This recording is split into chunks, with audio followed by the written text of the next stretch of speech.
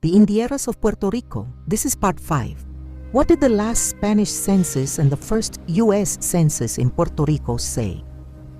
The year 1887 became known in Puerto Rican history as the year of terror for Puerto Ricans. It is sad that governments have dedicated themselves to erasing from collective memory what the Spanish government did after the Grito de Lares, and that it is not taught in schools. Look it up yourself online. What was El Componte in Puerto Rico? What was the Garrote Ville? And what about the hundreds of innocent Puerto Ricans who were tortured and publicly executed without trial, accused of crimes they never committed, simply because they wanted more rights for Puerto Ricans?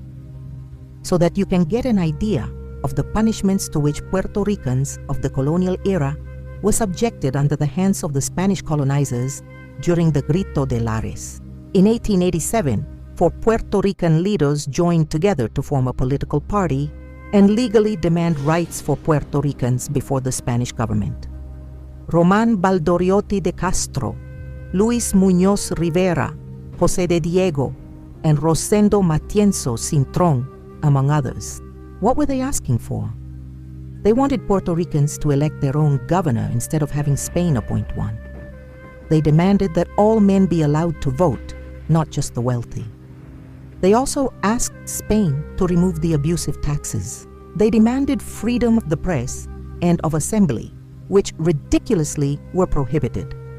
Under Spanish rule, Puerto Rico lived under an authoritarian, absolutist, and racist colonial regime marked by political repression, slavery until 1873, and economic exploitation. Yet these individuals were not asking for independence. They only sought more local power within the Spanish government. This petition was signed by nearly 300,000 Puerto Ricans out of a population of 818,000.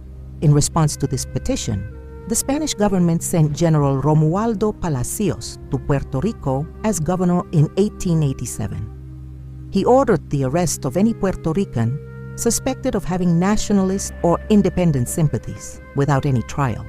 Hundreds of Puerto Ricans were tortured with the infamous compontes, that is, whipped on their backs while tied up in the town's public plaza, or psychologically traumatized through mock executions. During the Year of Terror, many Puerto Ricans suffered public humiliation if the government suspected them of sympathizing with the independence or nationalist movement. As part of the interrogations, authorities forced them to undress, shaved their heads, and paraded them through the town plaza to display them before the community, marking them as suspects for all to see. They were imprisoned either in El Moro or in Ponce. The government also ordered the closure of autonomous newspapers, and gatherings were banned in 1887. The last census conducted under the Spanish colonial government in Puerto Rico was in that same year, ordered by the Geographical and Statistical Institute of Spain. This census was primarily quantitative, focusing on counting the total population. The Spanish government was trying to implement changes because its administration had lost all its colonies in the Americas, and the last strongholds it still had were Cuba and Puerto Rico. To be more efficient, they needed accurate numbers for the island's population. That year, the population was divided into whites, meaning Spaniards, even when their skin tone was medium brown. Another category was pardos, which referred to the indigenous people, their descendants, and all those of mixed ancestry. And finally, the black men and women. In this census, it was very difficult to determine how many direct descendants of the indigenous peoples remained on the island, because by classifying them together with mixed-race men under the category of pardos, their identity was erased from historical records, making it impossible to know their true number. The only thing we can know is that the number of pardos was higher in the mountains than on the coast. Most were laborers, artisans, and farmers. They made up 60% of the population. From the census prepared by Lando in 1530 until 1887, just months before the arrival of the American soldiers on Puerto Rican shores, the Spanish government and the Crown knew that in the mountains of Puerto Rico, there existed an Arawak Taíno Indiera that had endured through the centuries. But what about the United States government? Did they know about the existence of the Indiera in the mountains of Puerto Rico? And what did they do about it? This was the year 1898, when the United States Army invaded Puerto Rico on July 25, 1898. They began their landing at Guanica and then advanced toward Yauco, Adjuntas, Utuado, Ponce, and Arecibo. These were precisely the regions historically known as Las Indieras, where since the 1500s the indigenous descendants had lived in refuge within the mountains. The 1898 U.S. military reports and campaign journals repeatedly described the inhabitants of those areas as people of copper-colored skin, of small stature, barefooted, living in simple huts, cultivating the hillsides. These descriptions appear in the reports of General Nelson A. Miles and in the reports of Major General George W. Davis, who later became the island's military governor, as well as in the 1899 U.S. War Department reports on the social and economic condition of Puerto Rico following the occupation. Those soldiers were observing the jibaros of the mountains, the same people that Spanish reports from the 1700s and 1800s had described as indigenous descendants. However, the Americans lacked the historical and cultural knowledge to understand the origin of that population. That is why, instead of recognizing them as Taínos, they described them as native mountaineers, native peasants of the mountains. Some American officers and journalists, upon seeing them, even compared the jibaros to the indigenous peoples of other parts of the Americas. In newspaper articles such as the New York Herald from August 1898 and the Philadelphia Times, the natives of central Puerto Rico were compared to those of the Pacific Islands, though the articles noted that these were of a more ancient origin. They mention mountain people of aboriginal appearance, recognizing the fact that there were still indigenous natives in Puerto Rico. This was the year 1899, when the United States began producing its own administrative reports, such as the Puerto Rico Census Report of 1899, directed by the War Department and the U.S. Census Office. It was acknowledged that in the mountainous interior, there exists a population of mixed ancestry, largely isolated, preserving old customs and dialect expressions not found elsewhere on the island. That phrase is practically a direct description of the descendants of the indigenous people of the Indieras, the same ones mentioned in the reports of Abadi La Sierra, Power Giralt, and the 1827 census. The soldiers of United States did find populations with indigenous features and customs in Puerto Rico.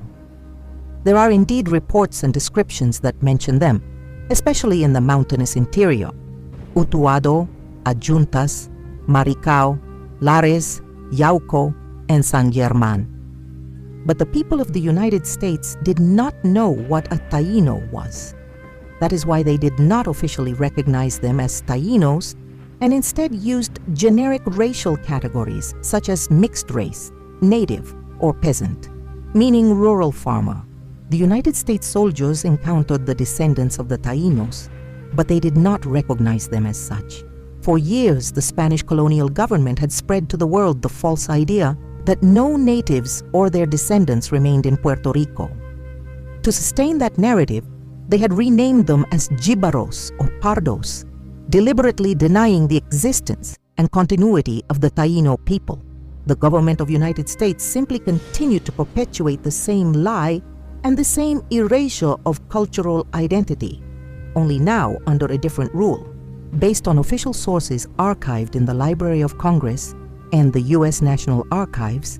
The 1901 ethnographic report by John Franklin Abbott, titled The Jibaro of Puerto Rico, published by the Office of Insular Affairs of the U.S. Department of the Interior, it was part of a series of post-invasion anthropological studies aimed at understanding Puerto Rican society and facilitating its administration.